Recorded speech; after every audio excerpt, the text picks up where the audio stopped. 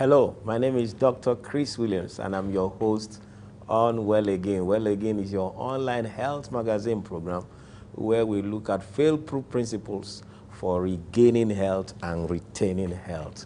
You are welcome. All right, today we are talking about piles, medically known as hemorrhoids. On the streets, we know it as piles. What are piles? They are swollen veins, swollen engorged veins around the anus and the rectum. The rectum is the lowest portion of the colon. Okay, the rectum is the lowest portion of the colon. Now, this may lead to bleeding. It may also lead to protrusion of the rectum. Okay, and so that's it. So a pile is simply varicose veins with enlarged which enlarge and lose their elasticity, resulting in protrusion. Varicose veins which enlarge, lose their elasticity, and then result in protrusion into the anal canal. Now, what are the causes of pile? Several causes. First and foremost, two causes are inadequate intake of fiber in food and inadequate intake of water in food. Inadequate intake of fiber in food and inadequate intake of water in food. One should take about 3 to 4 liters of water on a daily basis. So there are many things that inadequate water intake causes. One of them is pile, actually.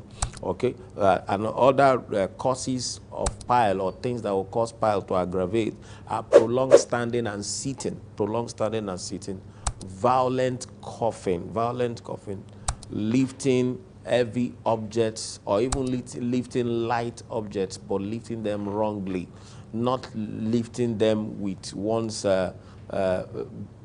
by bending one's knees. Okay, so some people, when they want to lift, they bend their waists. That is wrong. When you want to lift, you bend your knees, something like you're squatting, and then you lift. Okay, that way the knees and the thighs do more of the work. Straining while stooling is a cause of piles. Straining while stooling, and then chronic diarrhea, either due to abuse of laxative or a disease that is causing chronic diarrhea. After some time, it begins to cause involuntary spasms of the anus, and it can also lead to pile and worsen the pile if it were already there. Obesity also, lack of exercise, liver damage, food allergies from any sort, from all sorts, okay, from all sources. Insufficient fiber in food, we've talked about it. Pregnancy and childbirth, especially delivery that is a bit difficult, can lead to pile. Now, what are the signs and symptoms? Itching, burning, pain, inflammation and swelling, irritation around the anus. It can lead to seepage of stool. Okay, stool can be leaking little by little, and again it can, or even water, not essentially too, but water every time, that place will be wet. That's what we call seepage.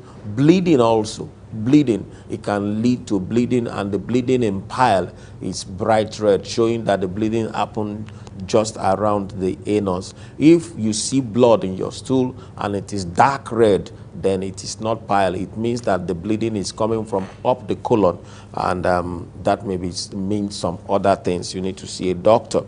Now, there's external pile, there's internal pile, and there's prolapse pile. External pile is just under the skin and around the anus. Okay, swelling of veins just under the skin around the anus. Internal around the anus. Internal pile is swelling of the veins around the rectum. Around the rectum. The rectum, like I said, is the lowest part of the colon, just before the anus. And then sometimes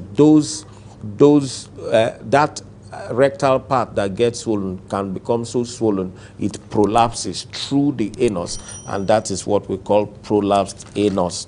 All right, now they found out that it's only humans that have pile, And then they also found out that piles gets up or gets worse with age. It gets worse with age, and then there's also a high susceptibility to pile among some people. So developing pile can also be genetic one way or the other.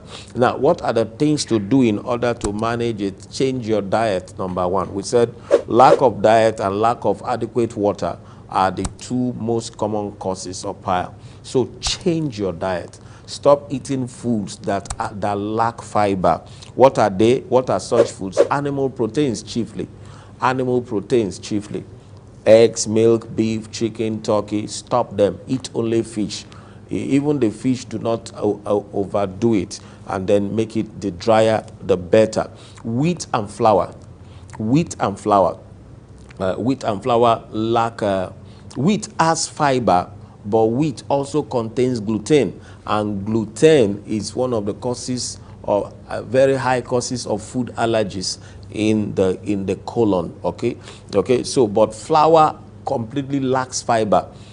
How they produce flour is that they take wheat, remove the fiber content, and that's what gives you flour. So foods made out of flour, pastas, pastries, spaghetti, macaroni, noodles, bread, semo, stay away from them.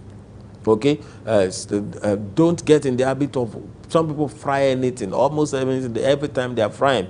Okay, even if you fry just the stew, and then use the right oils: canola oil, coconut oil, and then olive oil. Any oil outside of these ones, you need to be careful. Maybe sunflower oil is also manageable. All right. So do that, and then stay away from sweet things. I mean, everybody on the street almost knows this. Sweet things cause pile and they aggravate pile, even including sweet fruits. Stay away from them. Okay, stimulants also, alcohol and coffee, stay away from them. And then stay away from hot spices. Any food that is too hot, contains a lot of pepper, stay away from it. It causes pile, and it can also aggravate pile if it's there. What food should you eat? Eat foods that contain a lot of fiber, like whole grains, millet, guinea corn, acha, tamba, okay, finger millets, all this, quinoa. These foods contain maize, millet, guinea corn. I've said that. Stay away. These are the foods that you should eat. Also, flaxseed contains a lot of fiber, and the oil is very good. The oil helps to lubricate the colon. There are some other things you can use as fiber supplements, something like Xylem Ox, Plantago Vata, or healthy pap. We sell it as healthy pap. You can add it to your food. Okay, and then you can also take rice husk and grind it, or coconut chaff and grind it, tiger nut chaff and grind it, and then into powder, and then you add like 2 or 3 tablespoons each time you eat. That's extra supply of fiber to your food. Okay, very important. Other things and vegetables and fruit that can give you fibers are things like apple, like beetroots, like nuts, cashew nuts, Brazil nuts, cabbage, carrots, whole grains, and all that. All right. So that's very important. What other things should you do if you have a bleeding pile? You get used to eating and even blending and drinking of dark green leafy vegetables like ugu, like spinach. Blend them and drink them. Also alfalfa. This can supply you with a lot of vitamin K that help to better your blood clotting. Okay, and then on a daily basis, take 2 tablespoons of flax oil. Okay, this helps to lubricate the colon and also helps to soften the stool. You can also do enemas. You should also do enemas on a monthly basis or bi-weekly, bi-monthly basis. Do enemas. You can use garlic powder. You can also use detox tea. We have detox tea. We sell detox tea. Detox tea comprises mistletoe, dandelion, burdock roots, and then milk, thistle, and peppermint. These are very good for your liver and also very good for several aspects of your colon. All right, so you can do enema if it is not too painful. Okay, other things to do is you can use garlic or potato and make suppositories out of them. You peel them, and then you peel them, you shape them into a cone shape and put it there. They are anti-inflammatory and they can help to soothe the pain. Okay, when you stool, don't strain. Very important. Some people just like straining. If they are not strained, they don't feel like they have stooled. Okay, learn to be patient and allow gravity to bring the stool down. Okay, very important. Also, don't sit on toilet seats for too long, for more than 10 minutes at a stretch. Some people go into the toilet and they can sit there for 1 hour. You know, if you remember how the toilet seat looks like, so it has edges and then it has holes. So by the time you sit or squat on it, your bum goes down a bit. That creates pooling of blood in the anal area. And then, of course, because you are hanging your weight on the tips of that thing, so venous return is impossible. So if for 10 minutes, if you were there, blood pooled into your anal area. If you were there for 30 minutes, blood pooled into that place for that long. Now, if that continues, if it's a practice, it can lead to engorgement of the veins around there. Okay, so you can also do seat baths using Epsom salt or essential alkaline salts. Okay, you sit inside it with hot water, and then it helps to, why I recommend Epsom salt is magnesium sulfate. It helps to relax the muscles around the anus. All right, when you sit, if you have the opportunity or the choice, when you sit on cushions, on chairs, sit on cushion chairs, especially ones that can depress, not ones that are cone shaped or donut shaped. Okay, very important. It helps. So ones that can take the size of your bum or the shape of your bum and depress, those ones make sitting down less painful to you. Okay, and then lift properly. We have said it earlier. When you lift, bend your knees, squat, and bend your knees and squat, and then lift. Don't bend your waist. When you bend your waist, you are putting the pressure and the weight on your waist. When you bend your knees, the pressure is under your knee and on your thighs. Regular exercise, non-steroidal anti-inflammatories, don't use them to treat the pain or pile, because while treating the pain, they can also cause the bleeding to worsen. All right. You can, there's something called Havaris. It's a small plastic device that it's like a suppository that you can freeze and put in your anal area, and it will provide immediate soothing relief from pain, from itching, and from irritations. And you can reuse it for like 5 months. You can reuse it over and again. You bring it out, you wash it, you push it back there, or you wash it, you freeze it, and then when you have need of it, you can use it. All right. If itching is a big problem, take anti-helminthics, that's a warm expellant, and then also use antifungals, maybe like Carnage cream or antifungal creams, or even take antifungal drugs. All right. Some people are afraid of seeing a doctor.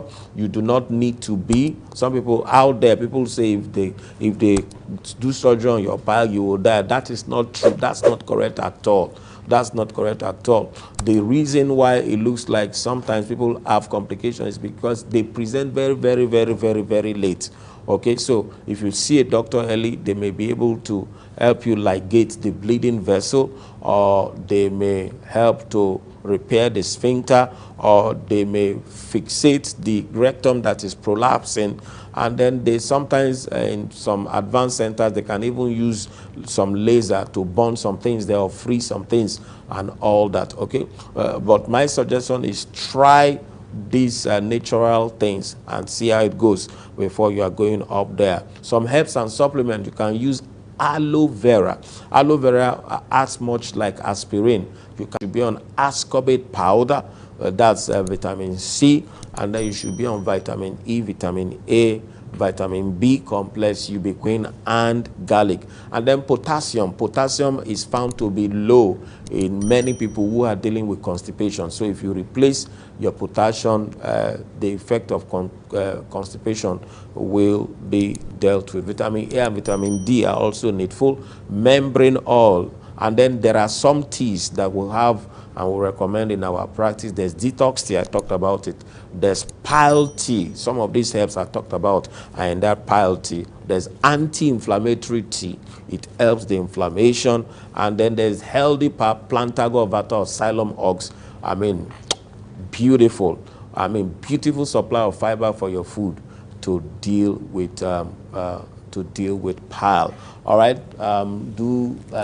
As I round up, I just want to remind you that you should subscribe as I'm talking right now. Press the subscription button, press the like button also, and then turn on the notification bell. The reason for the notification is so you will know when we will upload new videos. Very, very important. Now, we do trainings. We do monthly trainings. Second Wednesday, Thursday, and Friday of the second week of every month, we do trainings. It's a paid training, 3 days intensive training. At the end of the day, you get some kind of certification for it. And then if you are outside of Lagos, you can actually join us on Zoom. You can join us on Zoom. It's a paid training, like I said, and it's something you need to call in so that call in much earlier so that we prepare for you. Also, we train in conferences, seminars, corporate retreats, church retreats, ministry retreats, all kinds of retreats, family retreats. We train there, and then even parties and all that, you want us to come and do some trainings, we'll do that. We train for big organizations, for state governments. We've done trainings from Lagos State, for Oyo State, for MTN, for First Bank, and several other banks and churches, mega churches, big churches. And then we can come to do your corporate retreats. The more your people know about their health, the better for them. It's very, very important. All right, so best way to reach us is to follow our handles, okay? And then, but the one we prefer the most is the WhatsApp. Send us a message on WhatsApp, and then we'll begin our communication from there. All right, we got our books, sickness-free, fail-proof protocol for regaining and retaining health. This book is a bomb, and it has helped many people around the world, literally around the world. Sometimes somebody just sent in some pounds to me this week that we entered, and some books were sent to the UK several years ago. I'd forgotten, and then they just paid for it now. Okay, so any part of the world where you are, we can work out how some things can get to you. Okay, reversing depression naturally is also available, and then reversing diabetes naturally is also available. Other two books are available. Is one by Itoro Bright, Make Your Food Your Medicine, and another one by Daniel Ekele, Living a Disease-Free Life. All right, thank you so much for being with us today. Till I come your way, there's a video that I recommend very, very well for you. Okay, go to our YouTube page, Dr. Chris Williams, and see some other videos. There are several of them, but one that is trending now is Consider an Adoption, and the one on erectile dysfunction. Thank you so very much for watching. Till I come your way again. Bye-bye. God bless you. Thank you.